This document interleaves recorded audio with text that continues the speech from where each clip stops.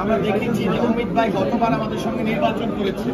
নির্বাচন করে এসে আমরা অমিত ভাইকে আসলে একজন শিল্পী সাংগঠনিক, যেরকমটা আজকে আমরা যে ইফতার মাহফিলে আসছি বাংলাদেশ ফিল্ম ক্লাবে, যেখানে প্রতিষ্ঠান থেকে ছিল অমিত ভাই। তো অমিত ভাই আমাদের এই চলচ্চিত্র শিল্পী সমিতির নির্বাচনে তিনি অংশগ্রহণ করেছিলেন এবং সাংগঠনিক কাজে এখনো পর্যন্ত আছে। এটি আমি মনে করি আমাদের অনেক বড় একটি শিক্ষা, যে আসলে সাংগঠনিক যারা সংগঠনকে ভালোবাসে, জয় পরাজয় বিষয় না, আমি সংগঠনের লোক, আমি শিল্পী।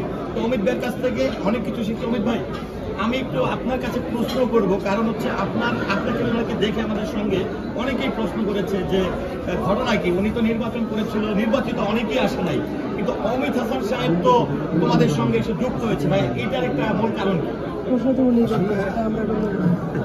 শিল্পী সমিতিকে আমি ভালোবাসি, শিল্পী সমিতিকে আমি ভালোবাসি।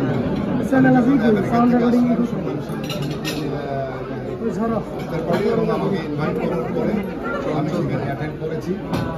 এখানে নির্বাচন এক জিনিস, একটা গেট টুগেদার